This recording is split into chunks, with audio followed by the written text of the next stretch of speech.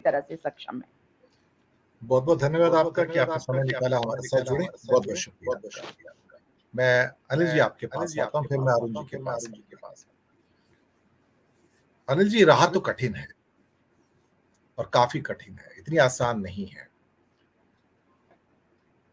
पर मोदी को मैंने सरेंडर करते देखा मिजोरम के अंदर। मैंने 10 साल में कभी नहीं देखा कि मोदी ने किसी स्टेट में सरेंडर किया हो, कभी नहीं। नागालैंड में भी नहीं, मेघालय में नहीं, त्रिपुरा में नहीं, अरुणाचल में नहीं। पहली बार देखा कि व्यक्ति आत्मसमर्पण कर रहा है कि मैं छोड़ दिया, मैंने भी मिजोरम मेरे बस की नहीं है, मेरे पास 40 व्यक्ति भी नहीं चुनाव लड़ने के लिए। यह हताशा की स्थिति है, बदहवासी की स्थिति है। आने वाले 4-5 महीने में इस बदहवासी में इंसान क्या क्या नहीं कर जाएगा। इंसान जब ऐसी मानसिक अवस्था में आता है तो कुछ भी कर सकता है। दमन चक्र और तीव्र हो सकता है। आपको क्या लगता है कि इस व्यक्ति के हाथ पैर तो फूले हुए हैं, क्योंकि जाती हुई सत्ता और पैरों में कंपन ना पैदा करे, मुमकिन ही नहीं है, मुमकिन ही नहीं है। अनिल जी।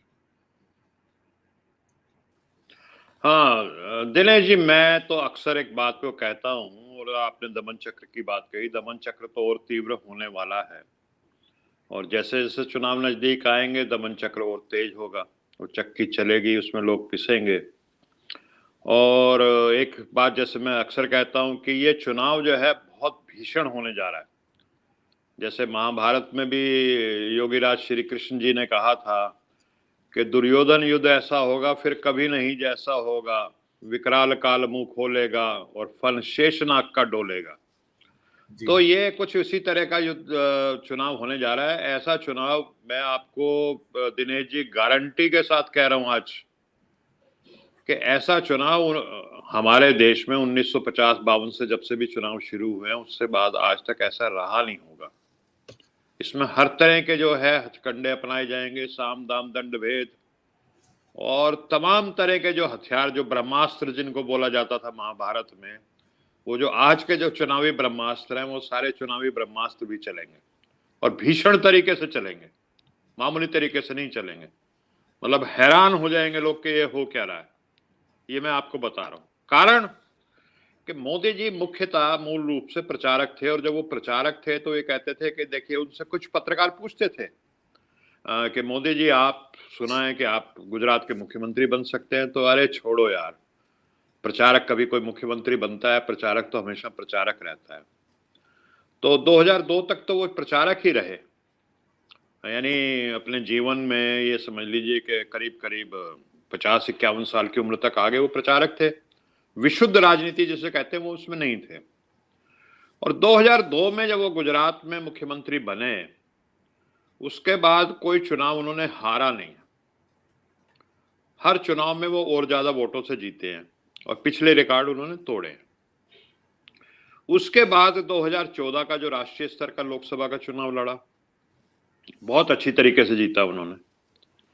और 2019 में उन्होंने एक कह सकते हैं कि रिकॉर्ड तोड़, क्योंकि भाजपा कभी अपने दम पे पूर्ण बहुमत पे आ जाए, 300 से ऊपर सीटें ले जाए, ये आज से कोई 10 साल पहले कोई सोच भी नहीं सकता था।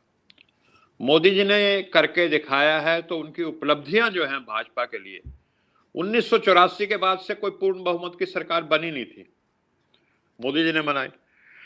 अब क्या है कि इसकी वजह से क्या होता है कि आदमी जो होता है उसको, जिसको कहते हैं ना कि एक तो होती है स्पोर्ट्समैन स्पिरिट, भाई ये लोकतंत्र है, इसमें जीत भी हो सकती है, हार भी हो सकती है। तो स्पोर्ट्समैन स्पिरिट में आदमी जीतता भी और हार जाता है तो उसको बर्दाश्त कर लेता है। मोदी जी को जब हार नजर आएगी तो ये बर्दाश्त नहीं कर सकते दिनेश जी। मेरा मानना ये है कि इनके बर्दाश्त के बाहर की चीज है, और फिर उस चीज को, उसको टालने के लिए, उस हार को टालने के लिए जो कुछ भी ब्रह्मास्त्र चलाने की जरूरत होगी, जो भी जिसको कहते हैं कि हथियार या चुनावी जो भी होते हैं, वो तमाम ये चलाएंगे।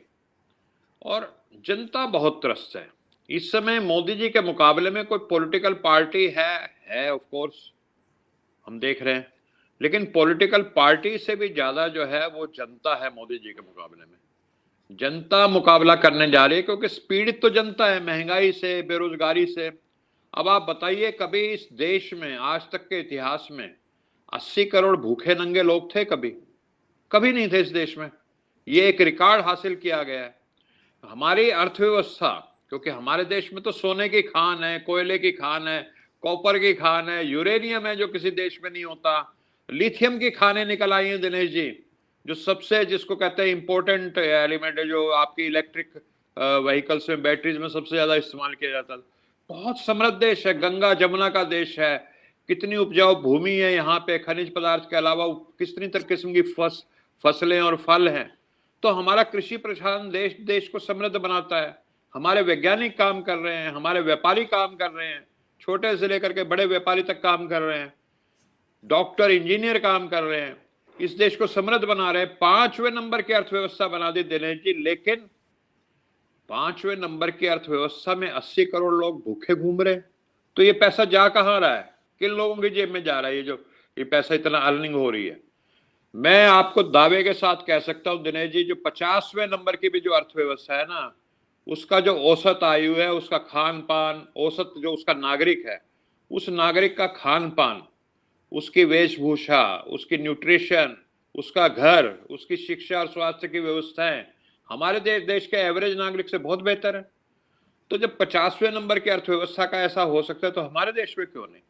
तो कारण उसका यह है कि चंद लोगों की जेब में, और ये ऑक्सफैम के आंकड़े हैं कि 1% लोगों के हाथ में, बल्कि 0.1% लोगों के हाथ में सारी दौलत जा रही है। वेल्थ टैक्स आप लगाते नहीं हो, लोग आप बेरोजगार घूम रहे हैं। ऐसे ऐसे, मैं पिछले दिनों उबर टैक्सी में चला 2-3 दिन, मैं वो टैक्सी के चालक, तो आप यकीन मानना, किसी ने बीएड कर रखी थी, मतलब सारे के सारे ग्रेजुएट थे जो उबर चला रहे थे, और वो कहते हैं जी हमें नौकरी मिल रही थी, कंप्यूटर का माहिर था, 12,000 की नौकरी मिलती है कंप्यूटर पे, और उबर चलाने पे वो कहते हैं हम 25-30 हजार कमा लेते हैं, तो इससे अच्छा उबर चलाओ। तो ये व्यवस्था हो गई है। किसान आत्महत्याएं कर रहे हैं रोजाना। किसानों की अगर ये आंदोलन नहीं होता ना दिनेश जी, ये किसानी जो थी वो खेतीहर मजदूर बन गए होते, जो जमींदार, जो अपने आज आपको यहाँ हरियाणा, पंजाब और यहाँ पे सब कहते हैं हम जमींदार हैं, ये सब खेतीहर मजदूर हो गए होते अपने ही खेतों में, अगर ये कानून लागू हो गए होते। बना लिए थे अदानी ने, सतपाल मलिक जी ने बताया अपने इंटरव्यू में कि सारे के सारे जो है गोदाम बना लिए थे अदानी जी ने पहले, और उनकी एक पूरी की पूरी एक योजना थी। तो जनता जो त्रस्त है महंगाई से, बेरोजगारी से, इतनी ज्यादा त्रस्त है कि वो अब मौका ढूंढ रही है कि बटन दबाने का मौका, क्योंकि हमारे देश की जो है, देश जो है हमारा बुद्ध और महावीर का देश है, गांधी का देश है, लोकतंत्र में विश्वास करता है। तो हम सत्ता परिवर्तन ऐसे नहीं करते जैसे आप देखते हैं मिडिल ईस्ट कंट्रीज में हो जाती है और देशों में होती है। यहाँ तो लोकतांत्रिक तरीके से, चुनावी तरीके से सत्ता परिवर्तन, लेकिन लोग बाग आतुर हैं सत्ता परिवर्तन करने के लिए, और मोदी जी उनको दाएं बाएं ये सोचते कि जी मैं मंदिर बना रहा हूं, मंदिर आप बनाइए, बहुत अच्छी बात है, लेकिन मंदिर बनाने के साथ साथ राम राज्य भी तो लाइए ना इस देश में। राम जी के लला का वो जो है आप कर रहे हैं वो सुप्रीम कोर्ट के आदेश के बाद, लेकिन राम राज्य कहाँ इस देश में स्थापित हो रहा है? जो शबरी के बेर खाता था, तो वो राम कहाँ है उसका राज? तो राम ने तो कभी ऐसा नहीं कि अपने 4 मित्रों का ही फायदा कराया हो और बाकी जो आम आदमी उसकी देखभाल ना की हो। तो स्थितियां बहुत खराब है, और मोदी जी, मैं फिर यही बात करूंगा इस हार को देख करके, क्योंकि फीडबैक तो उनके पास कुछ ना कुछ, चाहे उनको कम करके ही बताया जाता हो, लेकिन उनको बताया जाता होगा भी स्थितियां पहले से खराब है, तो वो उस चीज को बर्दाश्त नहीं करेंगे, और वो पता नहीं अब क्या करेंगे। इसका अंदाजा हो सकता है अरुण जी तो लगा लें अपनी ज्योतिष विद्या से, लेकिन मेरे जैसा व्यक्ति तो ये सोचता है कि यहाँ पे भी बहुत कुछ कर सकते हैं। जी, बहुत अच्छी बात कही आपने। और वैसे भी 2 दिन पहले मेरा एक एपिसोड आया था